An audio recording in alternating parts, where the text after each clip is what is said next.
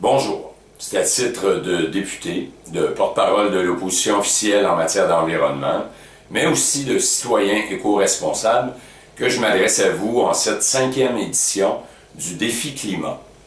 À l'occasion du lancement du Défi Climat, j'ai eu envie de vous rappeler quelques petits trucs qui, comme on disait autrefois, ne coûtent pas cher et rapportent gros. Par exemple, en matière de transport et de déplacement, vous pouvez essayer d'avoir aussi souvent que possible ce que j'appelle le réflexe du covoiturage. Vous pouvez aussi favoriser le transport collectif ou même prendre le vélo ou marcher quand il s'agit d'un petit déplacement. Aujourd'hui, je suis allé dîner au restaurant dans ma circonscription et j'ai fait quelques coins de rue à pied. Ça aide à digérer quand on revient. De plus, on peut prendre soin de ne pas laisser tourner inutilement le moteur de l'auto quand on est en attente quelque part. Et si jamais vous le faites, vous risquez de vous faire cogner dans votre fenêtre de la part de Bibi. C'est tout simple de fermer son moteur, de ne pas brûler des mètres de gaz à effet de serre lorsque c'est complètement inutile et que ça ne nous donne absolument rien.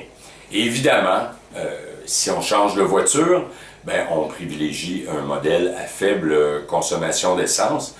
En fait, peut-être que le truc le plus simple, c'est lorsque vous changez de voiture, assurez-vous d'avoir une voiture qui va consommer moins à chaque fois. De cette façon-là, vous vous assurez que, sans même presque y penser, vous avez déjà une réduction d'émissions de gaz à effet de serre. Aussi l'entretien du moteur. Et un petit truc tout simple, c'est de vérifier la pression des pneus. Alors, des pneus à la bonne pression consomment significativement moins d'essence et donc émettent moins de gaz à effet de serre.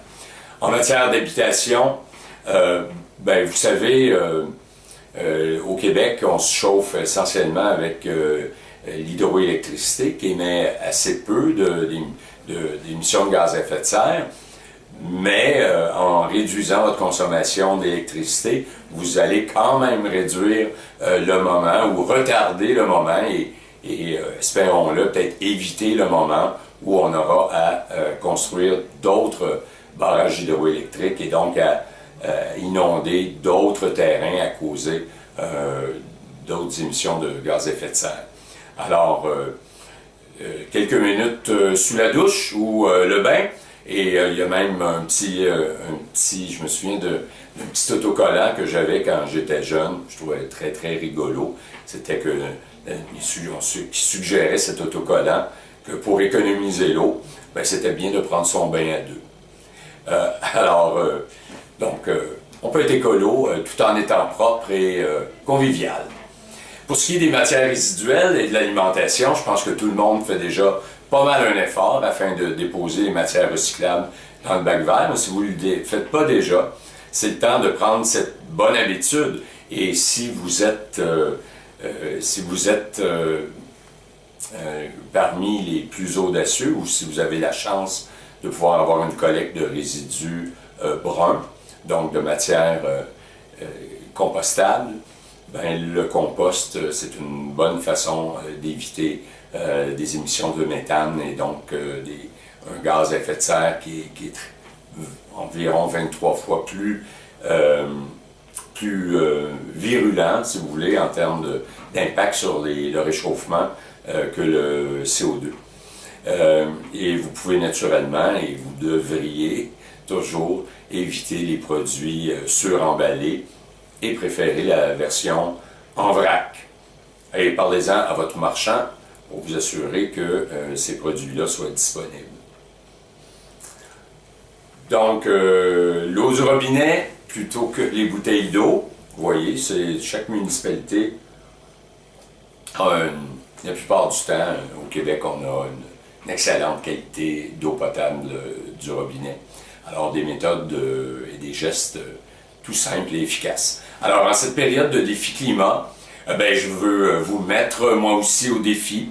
Alors, je vous invite à adopter aujourd'hui même des bonnes habitudes éco-responsables, des choses que vous ne faites pas déjà, parce qu'il faut améliorer sa performance et pas juste la maintenir.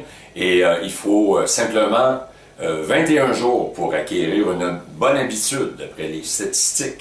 Je vous invite aussi à vous inscrire à déficlimat.qc.ca afin de montrer que vous aussi, vous faites votre part pour l'environnement, pour le mieux-être de la planète et pour une meilleure qualité de vie de tous. Et pourquoi pas créer un effet d'entraînement en vous engageant à en parler à 5 personnes autour de vous. Vous pouvez même faire circuler ce vidéo. Plus on en parle, plus on agit, plus on convainc. Alors, moi je l'ai fait, mon équipe le fait. Et vous? Merci.